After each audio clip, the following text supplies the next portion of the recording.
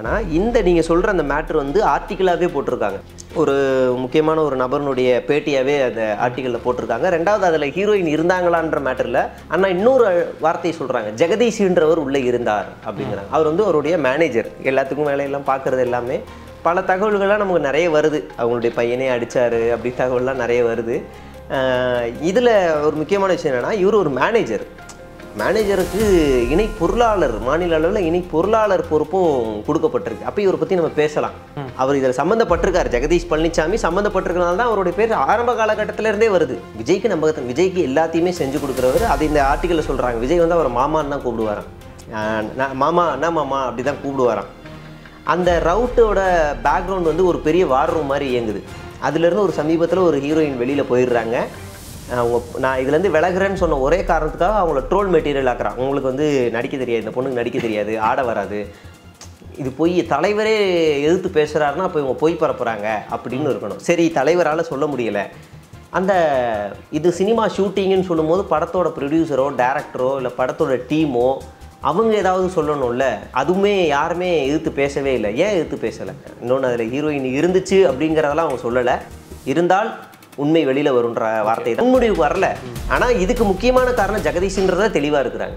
சந்தேகமாக இருக்கே அப்படின்னு கேட்டதுக்கு கீழே வந்து ஒரு ஐடியில் வந்து கமெண்ட் பண்ணுது, அண்ணன் நக்கீரன் கோபால் அவரெல்லாம் நாங்கள் ஒரு பெரிய ஆளாகவே மதிக்கலை.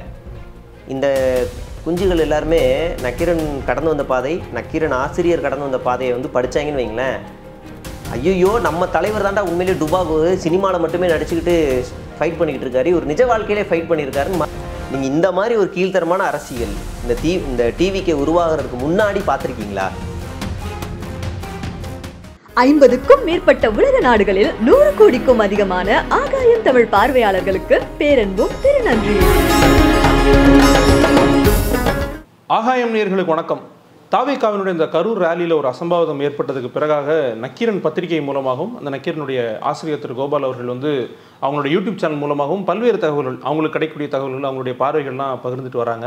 அதில் சமீபத்தில் வெளியாக இருக்கக்கூடிய நக்கீரன் பிரதியில் வந்து அவங்க என்ன எழுதியிருக்காங்க அப்படின்னா, அந்த பிரச்சார வாகனத்துக்குள்ளே வந்து திரைப்பட நடிகைகள் இருந்தாங்க அப்படின்ற ஒரு அதிர்ச்சிகரமான தகவல் எழுதியிருக்கிறாங்க. நக்கீரன் மாதிரியான ஒரு பெரிய பத்திரிகை இப்படிப்பட்ட ஒரு தகவலை வெளியிடும்போது அது பேசு பொருளாகுது. அதே சமயம் அதை சுற்றி ஒரு அரசியல் வந்து கட்டமைக்கப்படுது இல்லையா? அது குறித்து நம்ம இன்றைக்கி பேச போகிறோம். டிஎன் ட்ரோல் மீடியா ஷேகுவாரா கூட. வணக்கம் பிரதர். வணக்கம் பிரதர். நக்கீரனில் வந்து அந்த ஆர்டிக்கல் அதை நீங்கள் பார்த்தீங்களா? என்ன கருத்து அதில் இருக்குது? ஆக்சுவலாக நக்கீரனில் வந்து 2 ஃபேஸ் இருக்கும். என்னென்னா, இந்த ராங் கால்னு ஒரு சப்ஜெக்ட் இருக்கும். அதில் வந்து என்னென்னா, நமக்கு ஒரு காதலப்பட்ட செய்திகள் வரும்ல, ஆதாரம் இல்லாத காதலப்பட்ட செய்திகள் இப்படி நடந்திருக்கலாம் அப்படின்ற ஒரு செய்திகள் எல்லாத்தையுமே ராங் கால் அப்படின்ற ஒரு போர்ஷனில் தனியாக கொடுத்துருவாங்க. ஃபுல்லாகவே இந்த ராங் கால் ஃபுல்லாகவே கொடுத்துருவாங்க. அதாவது இது ஒரு யூகிக்கப்பட்டது, நமக்கு கிடைச்ச தகவல் சோர்ஸ்லேருந்து போதிய ஆதாரங்களும் கிடைக்கல, அதை கிடச்சிச்சுன்னா நம்ம ரிவீல் பண்ணுவோம் அப்படின்ற இதுலேருந்து போடுவாங்க. இதுக்கு நிறைய உதாரணம் இருக்குது. பூர்ண அரசியல் விலக போகும் சசிகலான்ற மேட்ரு கூட ராங் காலில் தான் வந்துச்சு. அப்புறம் முன்பே கணித்த நக்கீரன் கூட அந்த பக்கங்கள் வந்துச்சு. ஆனால் இந்த நீங்கள் சொல்கிற அந்த மேட்ரு வந்து ஆர்டிக்கலாகவே போட்டிருக்காங்க. ஒரு முக்கியமான ஒரு நபருடைய பேட்டியாகவே அந்த ஆர்டிக்கலில் போட்டிருக்காங்க. ரெண்டாவது அதில் ஹீரோயின் இருந்தாங்களான்ற மேட்டரில், ஹீரோயின் இருந்தார்களா இல்லையா, கூடிய விரைவில் உண்மை வரும் அப்படின்னு தான் போடுறாங்க.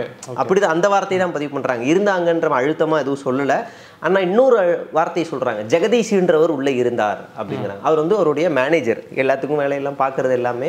பல தகவல்கள்லாம் நமக்கு நிறைய வருது, அவங்களுடைய பையனே அடித்தார் அப்படி தகவல்லாம் நிறைய வருது.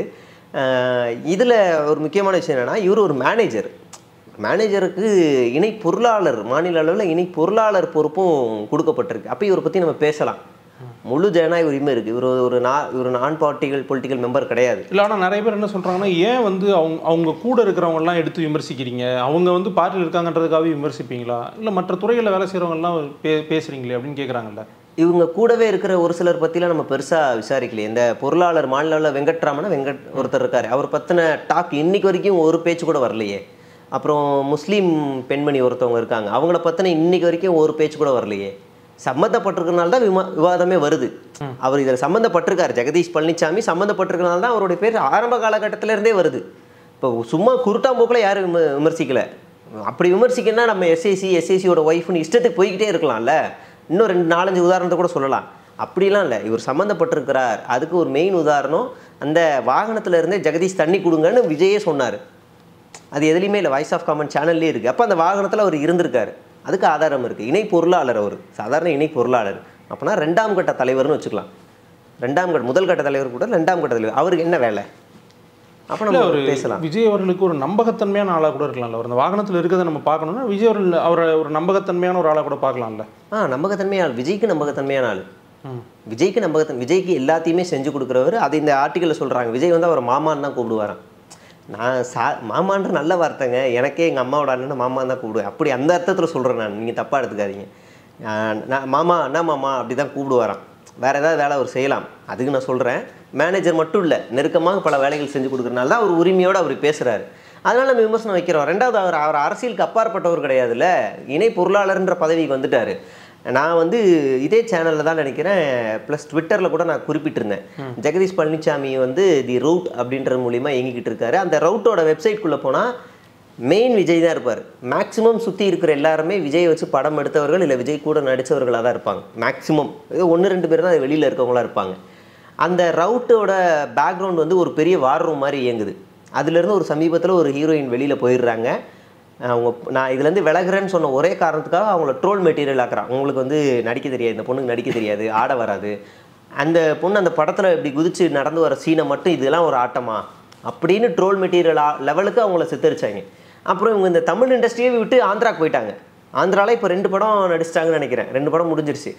இப்போவும் அந்த பொண்ணை வந்து ஏஐபிக்காக வச்சு சித்தரிக்கிறது. அவங்க அதுக்கு சொல்கிறாங்க, ஏஐபிக்கெலாம் வந்து ரொம்ப கஷ்டமாக இருக்குது, இதெல்லாம் ஷேர் பண்ணாதீங்க அப்படின்னு அவங்க வெளிப்படையாகவே ஒரு ஸ்டோரி போடுறாங்க. அந்த அளவுக்கு இவனுங்க கீழ்த்தரமாக இறங்கி வேலை பார்க்குறானுங்க. நான் இதை வெளிப்படையாகவே சொன்னேன். அதே மாதிரி பூஜா ஹெக்டே சமீபத்தில் சென்னைக்கு வந்துட்டு போன வாட்டி அந்த மலையில் சென்னையில் ஒரே வெள்ளமாக இருக்குது, நானே போட்டில் போகிற மாதிரி தான் இருக்குது, என்கிட்ட இன்ட்ரெஸ்டிங் ஸ்டோரி இருக்குன்னாங்க. ஆனால் அதுக்கப்புறம் அந்த ஸ்டோரியெலாம் அவங்க ரிவீல் பண்ணவே இல்லை. இவங்களுக்கு என்ன திடீர் சென்னை மீது அக்கறை? உண்மையிலே சென்னை மீது அக்கறை தான் 2016 இவங்க களத்தில் வந்து வேலை செஞ்சுருக்கணும், இல்லை ஏதாவது பொருளாவது கொடுத்துருக்கணும். இவரும் வரமாட்டார். இல்லை, இந்த நீங்கள் சொல்கிற அந்த பார்வை, அந்த விமர்சனத்தை வந்து நிறைய பேர் சோஷியல் மீடியாவில் எழுதுறாங்க. மற்றவங்க எழுதுறதுக்கு இப்போ நீங்கள் சொல்கிறதுக்கு ஒரு வித்தியாசம் இருக்கும் அதில். இப்போ உங்ககிட்ட அதுக்கான ஆதாரமோ இல்லை அதுக்கான முகாந்திரங்களோ, அதுக்கு நீங்கள் எவிடன்ஸ் வச்சுருக்கீங்களா? இப்போ நான் வந்து பேசுகிறேன்ல, இது இல்லை, உண்மை இல்லை, பொய் அப்படின்னு சொல்லி, இல்லை நக்கீரன் கோபால் அவர் வெளியிடுறாருல, இது பொய்ன்னு சொல்லி ஏன் இப்போ வரைக்கும் சரி, நான் ஒரு சாதாரண ஆள். நக்கீரன் கோபால் கிட்டத்தட்ட தமிழ்நாட்டினுடைய அரசியலை, தமிழ்நாட்டில் பல பரபரப்பான செய்திகளை வெளிக்கொண்டு வந்தார். ஜெயலலிதா அம்மையார் வந்து சிஎம்மாக இருக்கும்போது அவங்களுக்கே ஆட்டம் காணவர். அவர் ஒரு மேட்டரை கொண்டு வரார்ல, அவருக்கு ரியாக்ட் ஆக வேண்டியதானே? இல்லைண்ணா, என்னன்னா ஒரு அரசியல் கட்சி பொய்னா ரியாக்ட் ஆக வேண்டியதானே? டிஃபமேஷன் கேஸ், ஒரு நோட்டீஸ், வக்கீல் நோட்டீஸ் அனுப்ப வேண்டியதானே? கரெக்டு. பட் அரசியல் வரும்போது எல்லா பக்கத்துலேருந்து அவங்களுக்கு அழுத்தம் இருக்கும். அதை அவங்க எக்ஸ்க்ளூட் பண்ணுறாங்கன்னு இல்லை, நம்ம எல்லாருக்கும் எதிராக வந்து ஒரு வழக்கு தொடுக்கவோ இல்லை ஒரு இதுக்கோ போக வேண்டாம். இது வந்து ஒரு அவருடைய கெரியரை காலி பண்ணக்கூடிய ஒரு செய்தி. இது வந்து அவர் ஒரு ஒட்டுமொத்த அரசியல் கெரியரை காலி, இது உண்மை அப்படின்னா ஒரு கெரியரை காலி பண்ணக்கூடிய செய்தி. இதை ஒரு பொய்ன்னு வச்சுக்கோ, இது ஒரு உதாரணத்துக்கு இது ஒரு பொய் அப்படின்னா இது அவதூறுன்ற மாதிரியான கான்செப்ட் தானே அவங்க அதை பார்க்கணும். என் மேலே அவதூறு வந்திருக்கு அப்படின்னு அவங்க ஒரு டிஃபமேஷன் கேஸ் நோட்டீஸ் அனுப்பிச்சிருந்தாங்கன்னா, ஓ அப்போ இந்த கீழே இருக்க டிவிகே வாரியர்ஸ்க்கெல்லாம் என்ன தோணும், ஓஹோ இது பொய் தலைவரே எதிர்த்து பேசுகிறாருன்னா அப்போ இவங்க பொய் பரப்புகிறாங்க அப்படின்னு இருக்கணும். சரி, தலைவரால் சொல்ல முடியலை. அந்த இது சினிமா ஷூட்டிங்குன்னு சொல்லும்போது படத்தோட ப்ரொடியூசரோ டைரக்டரோ இல்லை படத்தோட டீமோ அவங்க ஏதாவது சொல்லணும்ல, அதுவுமே யாருமே எதிர்த்து பேசவே இல்லை. ஏன் எதிர்த்து பேசலை? ஒன்றும் இல்லை, சாதாரண ஒரு சின்ன விஷயம். முன்னாள் முதலமைச்சர் ஜெயலலிதா அவர்கள் மாட்டுக்கறி தின்னாங்க அப்படின்னு ஒரு செய்தி. அதுக்கு என்னென்ன நடந்துச்சு, அது ஒரு சாதாரண செய்தி தானே, சாப்பிட்டாங்கன்ற சாதாரண செய்தி. அவங்களே ரியாக்ட் ஆகுறாங்கல்ல, நீ என்னோட மரியாதைக்கு என்னோட மரியாதை சீர்குலைக்கிற மாதிரி இருக்குது அப்படின்ற அளவுக்கு ரியாக்ட் ஆகுறாங்கல்ல. இவர் ஏன் ரியாக்ட் ஆகலை? இது ஒரு 10 நாளாக பேசிக்கிட்டு இருக்க இந்த மேட்ரு, ஏன் ரியாக்ட் ஆகலை? இவர் ரியாக்ட் ஆகலை, இவருக்கு நீங்கள் சொல்கிற மாதிரி நிறைய அழுத்தம் வரட்டும். படத்தில் சம்மந்தப்பட்டவங்க ஏன் ரியாக்ட் ஆகலை? அப்போ இதில் உண்மை இருக்குது, இதில் ஏதோ முகாந்திரம் இருக்குங்கிறது நமக்கு தோணுது இல்லை? இல்லை சரி, பட நிறுவனமோ இல்லை படத்தோட அசோசியேட் ஆகிருக்கவங்களோ அரசியலாக தானே பார்ப்பாங்க. இதில் வந்து நம்ம எப்படி கருத்து சொல்கிறது, நம்ம ஒரு ஸ்டெப்பாவது விலகி இருப்போம் அப்படி தானே யோசிப்பாங்க அவங்க. ஆனால் சாதாரணமாக ஒரு படத்தில் வந்து காசிப்ஸ் வர்றது வேறு, 41 பேர் இறந்ததில் ஒரு விஷயங்கள் வருது அப்படின்னா அது கூட நான் ரியாக்ட் ஆக மாட்டேன். படம் வேறு அரசியல் வேறுன்னு பார்க்குறது எப்படி இருக்கும்? நீங்கள் சாதாரணமாக இந்த படம் வந்து இவர் நடிக்க வேண்டியது அவர் நடித்தது, இதில் உள்ள இந்த எம்எல்ஏ பூந்துட்டார், இந்த அமைச்சர் பூந்துட்டார், அதனால தான் இவங்க இந்த ஹீரோ போவோம், இந்த ஹீரோ போயிடுச்சு அப்படின்றதெல்லாம் காசிப்ஸ். இதுக்கெல்லாம் படக்குழு தயாராக வேணாம். 41 மரணங்கள், குழந்தைகள்லேருந்து வயதானவர்லேருந்து பெண்கள்லேருந்து எல்லா தரப்பினரும் இறந்துருக்குறாங்க. அப்படின்னும் போது இப்படி ஒரு அலிகேஷன் வருது அப்படின்னா உடனே அதுக்கு மறுப்பு தெரிவிக்க வேண்டியது யார்? உயிரே போனால் கூட இது ஒரு காசிப்ஸ்ன்னு தான் ஒதுங்கி நிற்பாங்களா? இல்லை இது மாதிரிலாம் படத்தில் நாங்கள் எந்த காட்சிகளும் வைக்கல. ஒன்றும் இல்லை, ஒரு சாதாரணமாக ஒரு சின்ன பிட்டு ட்விட்டரில் ரிலீஸ் ஆயிடுச்சுன்னா குதிக்கிறீங்கல்ல. படத்தோட பிட்டு சின்னதாக ரிலீஸ் ஆன உடனே இப்படி பண்ணாதீங்க, அப்படி பண்ணாதீங்க, எங்களுக்கு ரொம்ப கஷ்டமாக இருக்குது, இப்படி பண்ணுறீங்க, எங்கள் வருமானம் பாதிக்குது, அந்த அளவுக்கு குதிக்கிறீங்கல்ல. அந்த அளவுக்கு எவ்வளோ படத்தோட டைரக்டர் பார்த்துருக்கேன், இதுக்கு வரல. இப்போ இந்த ஆர்டிக்கல் இல்லை, இதில் வெளிவந்திருக்க செய்தி மூலமாக அவங்க சொல்கிறது என்ன, அவங்க என்ன சொல்ல வர்றாங்க? நக்கீரன் கோபால் தொடர்ச்சியாக ஒரு அண்ணன் வந்து பல விஷயங்களை வெளியில் கொண்டு வந்துட்டுருக்காரு. இதில் முழுமையாக அந்த டீம் இறங்கியிருக்கு. அதே நேரத்தில் இன்னொரு அண்ணனும் இன்னொரு ஆர்டிக்கலும் எழுதியிருக்காரு. அங்கே நடந்தது வந்து விபத்து இல்லை, ஷூட்டிங் தான் எழுதுகிறாங்க. இவ்வளோ அழுத்தமாக வருதுன்னா அவங்களுக்கு ஒரு நம்பிக்கையான ஒரு சோர்ஸ் வந்து கொடுத்துருக்காங்க. நம்ம எப்போவுமே சோர்ஸ் ரிவீல் பண்ண மாட்டாங்க, நம்ம அடுத்தடுத்து தான் பார்க்கணும். இன்னொன்று அதில் ஹீரோயின் இருந்துச்சு அப்படிங்கிறதெல்லாம் அவங்க சொல்லலை. இருந்தால் உண்மை வெளியில் வரும்ன்ற வார்த்தையை தான் அவங்க ஒரு முன்முடிவுக்கு வரல. அவங்க முன்முடிவுக்கு வரல. ஆனால் இதுக்கு முக்கியமான காரணம் ஜெகதீஷ்ன்றத தெளிவாக இருக்கிறாங்க. இவ்வளோ அழுத்தமான ஒருத்தரை சொல்லணும்னு அவசியம் இல்லைல்ல. அவங்களுக்கு என்ன தேவை இருக்குது? அதுவும் இவ்வளோ புகைப்படங்களோட வெளியிடணும்னு அவசியம் இல்லை. அப்போ நிச்சயமாக ஏதோ ஒன்று வரும். அவங்க தொடர்ச்சியாக அந்த இன்வெஸ்டிகேஷன் அவங்க டீம் வச்சு பண்ணுறாங்க. நம்ம பார்ப்போம். சாதாரண ஒரு யூடியூபர்னால நான் சொல்கிறதுக்கு ரியாக்ட் ஆக முடியாது. ஆனால் இவர் யார்? இவர் வந்து இதை சொன்ன உடனே நான் ஒரு ட்வீட் போடுறேன். இந்த மாதிரி ஒரு முக்கியமான ஒரு ஜேர்னலிஸ்ட் இவர் சொல்கிறாரு, ஏன் இவர் மேலே எந்த ஒரு டிஃபமேஷன் கேஸோ இல்லை ஒரு நோட்டீஸோ இல்லை மறுப்பு செய்தி ஒரு துண்டு அறிக்கையோ யாருமே வெளியிடலையே, சந்தேகமாக இருக்கே அப்படின்னு கேட்டதுக்கு கீழே வந்து ஒரு ஐடியில் வந்து கமெண்ட் பண்ணுது, அண்ணன் நக்கீரன் கோபால் அவரெல்லாம் நாங்கள் ஒரு பெரிய ஆளாகவே மதிக்கலை. இந்த குஞ்சுகள் எல்லாருமே நக்கீரன் கடந்து வந்த பாதை, நக்கீரன் ஆசிரியர் கடந்து வந்த பாதையை வந்து படித்தாங்கன்னு வைங்களேன், ஐயோ நம்ம தலைவர் தாண்டா உண்மையிலே டுபாகோ சினிமாவில் மட்டுமே நடிச்சுக்கிட்டு ஃபைட் பண்ணிக்கிட்டு இருக்காரு, இவர் நிஜ வாழ்க்கையிலே ஃபைட் பண்ணியிருக்காருன்னு மறுநாள் காலைல ஒட்டுமொத்த கூட்டமும் ஆஃபீஸ் வாசலில் நிற்கும். நீங்கள் நாளைக்கே கட்சியாக இருப்பீங்க, நான் உங்கள் கூட வர நிற்கும். ஏன்னா அவ்வளோ ஃபைட்டு, சாதாரணமான ஃபைட்டு கிடையாது, அவ்வளோ ஃபைட்டு.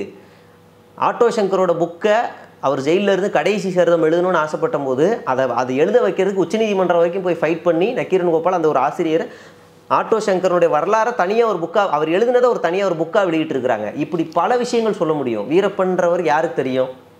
வெள்ளையா, குள்ளமா, கருப்பா, யாருக்கு தெரியும்? வீரப்பன் செத்துட்டாருன்னு அறிவிக்கிறாங்க. இல்லை உயிரோடு இருக்காரு, நாங்கள் கொண்டு வருவோம்னு சொல்லி இவர் போய் காட்டுக்குள்ளே போய் தன்னோட உயிரை பணயம் வச்சு எடுத்துகிட்டு வர்றாரு. விஜய் எந்த இடத்துல உயிரை பணயம் வச்சாரு? நக்கீரன் கோபால் அவர்களையுமே வந்து இவங்க என்ன சொல்றாங்கன்னா, அவர் திமுகவுக்கு ஒரு சாஃப்ட் கார்னர் இருக்கு, அந்த அடிப்படையில் தான் அவர் இந்த பாலிடிக்ஸ்குள்ள தலையிடுறாரு அப்படிங்கிற ஆங்கிள் எல்லாம் அவங்க பாக்குறாங்க. எதிர்த்தாலே திமுக பாலிடிக்ஸா? இப்போ கோட்டீஸ்வரன் ஒருத்தர் தொடர்ச்சியாக பேசிட்டு இருக்காரு, திமுகவா? அவர் திமுகவா? நான் நியூஸ் டிஎன்ல இருக்கும் போது எதிர்த்து பேசினேன். நான் 100 வீடியோ போட்டிருக்கேன் நியூஸ் டிஎன்ல இருக்கும் போது, தாவேக்காக்கு எதிராக போட்டிருக்கேன். அப்பயே இதுதான் சொன்னானுங்க. இப்போ சேனல் மாறிட்டு நான் ஒரு ஸ்டாண்ட், நான் இந்தியா கூட்டணிக்கு ஆதரவுனே சொல்கிறேன். இப்பயே என்ன சொல்கிறேன், இவனுங்களுக்கு என்ன பிரச்சனைனா, நாளைக்கு புஷியானதே விஜய் எடுத்து பேசினா புஷியானதே திமுகன்னு வாங்க. சீரியஸாக சொல்கிறேன், புஷியானதே திமுகன்னு வாங்க. வேறு அவங்களுக்கு வந்து ஒரு மனநிலை இருக்குது. ஒரு அரசியலில் ஒரு கட்சி ஸ்டாண்டு எடுத்துட்டோம் அப்படின்னா அந்த ஸ்டாண்டில் கடைசி வரைக்கும் இருக்கணும். அதுதான் நடுநிலை நினச்சிட்டு இருக்கானுங்க. அட லூசு பசங்களா, உங்களோட கொள்கை தலைவர் பெரியார் 2 கட்சியில் கருத்து வேறுபாடு காரணமாக ஏற்பட்டு கடைசியாக தாண்டா தீக்கான ஒரு கட்சி ஆரம்பிக்கிறாரு. உங்கள் கட்சியில் இருக்க முக்கியமான நிர்வாகிகள் சிடிஆர் நிர்மல்குமாரோ இல்லை ஆதவ் அர்ஜுனாவோ இல்லை இன்னொருத்தர் வந்திருக்காரு, எல்லாருமே வேறு கட்சியில் இருந்தால் மாறி வந்திருக்காங்க. இப்போ நாளைக்கு நிர்மல்குமார் பேசினார்னா இவர் அண்ணாமலை கூட எடுத்த பிக்கு, எடப்பாடி கூட எடுத்த பிக்கெல்லாம் தோண்டி வருவானுங்க. பார்த்தியா இவர் ஸ்பைன்னுவானுங்க. சொல்கிறது கூச்சமே இல்லாமல் சொல்லுவானுங்க, தயக்கமே இல்லாமல் பண்ணுவானுங்க. ஆதவ் அர்ஜுனா உடனே திருமாவளவன் பார்த்தீங்களா, திருமாவளவன் கூட ஃபோட்டோ எடுத்துக்காரு பாருங்களா, ஸ்பைடே லூஸ் ஸ்பைல அவர் அங்கேருந்தாண்டா வந்தார் அப்படின்னு நம்ம கேட்டால் அவர் ஸ்பை அப்படின்வானுங்க. அப்படி தான் இந்த சிகேஆர்னை போட்டு வறுத்து எடுக்கிறானுங்க, வைஷ்ணவியை போட்டு வறுத்து எடுக்கிறானுங்க. இது நீங்கள் எவ்வளோ எக்ஸ்ட்ரீம் போகிறாங்கன்னா, எங்கெல்லாம் போய் கடிக்கணும்னு தெரியாமல் எல்லாரையும் கடிச்சு வைக்கிறாங்க. ஆக்டர் சூரி யாரு? அவர் ஒரு நடிகர், அரசியல் பாட்டுக்கு அவர் வேலையை பார்த்துட்டு இருக்காரு. அவருடைய ட்விட்டர் பக்கத்தில் போய் அவர் தீபாவளி கொண்டாடுற வீடியோ போடுறாரு. ஒரு கீழ்த்தரமான கமாண்டு, நீ வந்து திண்ணை கிடச்சிருச்சுன்னா திடீர்னு திண்ணை கிடச்சவனுக்கு வாழ்வை பாரு அப்படின்னு. எவ்வளோ கீழ்த்தரமான கமெண்ட் இது. வந்து ஐடி வச்சிருக்கவன் டிவிகே காரன் இல்லை, அது நம்ம ஆனால் நிரூபணமாக சொல்ல முடியாது இல்லை. இப்போ டிவிகே உடைய பேரில் திமுக காரன் இயங்குறான்னு இல்லை. மற்ற கட்சியில் நான் ஒரு கட்சி முன்முடிவுக்கு நான் வரல, திமுக தான் இந்த கட்சி தான் நான் சொல்லலை. அப்படி பலர் இயங்குறாங்க. இல்லை சர்க்காஸ்டிக்காக கமெண்ட் பண்ணுறவங்க உண்டு. அது மட்டும் இல்லாமல் ஒரு பொறுப்பில் இருக்கவர் அவருடைய ஃபேஸை காமிச்சு போட்டாருன்னா ஓகே. பட் இவங்க எல்லாருமே டிவிகே தான் எப்படி கன்க்ளூட் பண்ணுறதுன்னு கேட்குறேன். இந்த மாதிரி கீழ்த்தரமான வேலைகள் எங்கெங்க இருக்குன்னா, மாரி செல்வராஜோட ஐடியில் போய் கமெண்ட் பண்ணுறாங்க, நீ எப்போவுமே இதுதான் படம் எடுப்பியா அப்படின்னு கேட்குறாங்க. எல்லாருலையும் நடக்குதுன்னா, இவர் விர்ச்சுவல் வாரியர்னு ஒரு வீடியோ ரிலீஸ் பண்ணுறாருல, ரிலீஸ் பண்ணும்போதே நாம் எல்லாம் சுய ஒழுக்கத்தோட கட்டுப்பாடோடு இருக்கணும். இப்போ நான் ஒன்று கேட்குறேன், உங்களை பார்த்துட்டே ஆம்பளை அப்படின்னா உனக்கு கோவம் வருமா? டே வக்கீல் டே டாக்டரு, டே இன்ஜினியர் அப்படின்னா கோவம் வருமா? இந்த மாதிரி ஒரு அணி வச்சுருக்குறாங்க. அதில் 9வது அணி திருநங்கைகளுக்கு ஒரு அணி இல்லையா? அப்படி அந்த வார்த்தை பொருத்தமான வார்த்தை. அந்த அணி அந்த வார்த்தையே கெட்ட வார்த்தைன்னு நினச்சிக்கிட்டு இருக்கிறானுங்கன்னா இவனுங்க எவ்வளோ பெரிய மடப்பயல்களாக இருப்பானுங்க. இப்போ முன்னாடி சொன்னதெல்லாம் இவங்களுக்கு சாதாரணம். 9வது இவன் கட்சிக்குள்ளேயே ஒரு அணி இருக்குது, அதையே ஒரு கெட்ட வார்த்தையாக நினச்சிக்கிட்டு இருக்கிறானுங்க அவனுங்க. அதை கொண்டு வந்து திட்டுறானுங்க, நீ வந்து இதுதான் அப்படின்னு. சொல்லிட்டு போ, அது ஒரு இயற்கை தானே, சொல்லிட்டு போ, இருந்துட்டு போ. நம்ம கேட்க வேண்டியதாக இருக்குது. அப்போ என்ன நடக்குதுன்னே அவங்களுக்கே தெரியல. டெய்லி காலையில் எந்திரிக்கணும், 9 மணிக்கு ஸ்கூலுக்கு முன்னாடி கமெண்ட் எல்லாரையும் திட்டி தீர்த்துடணும், சாயங்காலம் மறுபடியும் வரணும், நம்ம பேசுனதுக்கு என்னக்கெல்லாம் கமெண்ட் வந்திருக்கோ திரும்ப அதுக்கெல்லாம் ரிப்ளை பண்ணணும், மறுபடியும் தூங்கிடணும் ஹோம்ஒர்க் முடிச்சுட்டு. இதுதான் அவங்களோட வேலையே. மதியானம்லாம் இவங்க ரியாக்ட் ஆக மாட்டாங்க, ஸ்கூலில் இருப்பாங்க. இதுதான் எங்களோட வேலையே. ஓகே.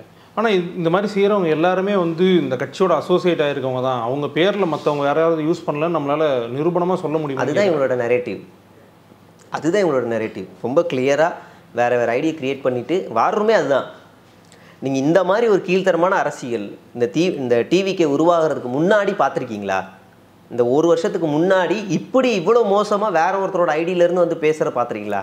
அரசியல் தொடர்புடையவர்களை மாற்றி கருத்து சொல்லிக்கிறது அது ஒரிஜினல் ஐடியிலேருந்தே பேசி பார்த்துருக்கோம். மேக்ஸிமம் ஏதாவது 1-2 ஃபேக் ஐடியா இருக்கும். இங்கே வர எல்லா 1 லட்சம் ஐடி ஃபேக் ஐடி, எல்லாமே இவனுங்க தான் வரானுங்க. இவனுங்க கேட்குற கேள்வி நியாயமான கேள்வியாக இருந்தால் நம்ம பதில் சொல்ல தயாராக இருக்கும். நேற்று கூட ஒருத்தர் வந்து என்னோட போஸ்ட்டு கீழே வந்து, அண்ணா நீங்கள் நியூஸ் டிவியில் இருக்கும்போது ஒரு மாதிரி இருந்தீங்கண்ணா, அப்போ எனக்கு ரொம்ப பிடிச்சதுண்ணா, இப்போ மாறிட்டீங்கண்ணா. அப்போ நான் அந்த ஐடிக்குள்ளே போயிட்டு அவனுக்கு பர்சனலாக ஒரு மெசேஜ் பண்ணுறேன், தம்பி நான் மாறல, நான் அப்படியே தான் இருக்கேன், எது சரியோ அந்த பக்கம் நான் நிற்கிறேன், நான் பேசுவேன் அப்படின்னு சொன்னால் அவனுங்க ஒரு புரிதலை ஏற்படுத்துகிற கான்வர்சேஷன் நடக்குது. ஏன்னா இது நியாயமான கேள்வி, இது கான்வர்சேஷன் நடக்குது. அவங்க அணியில் இருக்க 9வது அணியில் இருக்கிற ஒரு பேரை தூக்கிட்டு வந்து இதுன்னு திட்டும் போது நம்ம இதுக்கு என்ன ரியாக்ட் ஆகணும்? இவனுங்க எல்லா இடத்துலையும் கிடைக்கிறானுங்க, மோசமாக பேசுகிறானுங்க. இவங்களுக்கு பதில் கொடுத்து நம்ம நேரத்தை வீணடிக்கவே கூடாது. நாளைக்கு இவங்க தலைவர் விஜயை வந்து, தம்பி கொஞ்சம் திருந்துங்கப்பான்னா திரும்பி விஜய் அடிச்சிடுவாங்க, இப்போ ஓரமாக உட்கார், இவ்வளோ நாள் 15 நாள் வீட்டில் தானே உட்காந்தேன், என்ன உனக்கு வேலை, யார் நீ, தம்பி நான் தலைவரா, உன்னை பார்த்தே இல்லையே போன்னு அடிப்பாங்க. அந்தளவுக்கு வெறி பிடிச்ச அலையிறானுங்க, சீரியஸாக வெறி பிடிச்ச அலையிறானுங்க. முக்கியமாக ஒரு 2-3 ஐடியில் ஃபாரினில் இருக்குங்க, அதாங்க எனக்கு ஆச்சரியமாக இருக்குது. அவன் என்ன நினச்சிட்டான்னா அங்கேருந்து திட்டினா நம்மளை வந்து கண்டுபிடிக்க மாட்டாங்கன்றானுங்க. இங்கே இருக்க என்னன்னா ஃபேக் ஐடி வச்சு நம்ம திட்டா நம்ம ட்ராக் பண்ணவே முடியாது, கண்டே பிடிக்க முடியாதுன்னு நினச்சி திட்டுறானுங்க. அந்த அளவுக்கு லூசுத்தனமாகவும் செயல்படுறானுங்க. ஓகே, உங்களுடைய நேரத்துக்கும் கருத்துக்களுக்கும் ரொம்ப நன்றி சுபரா. நன்றி.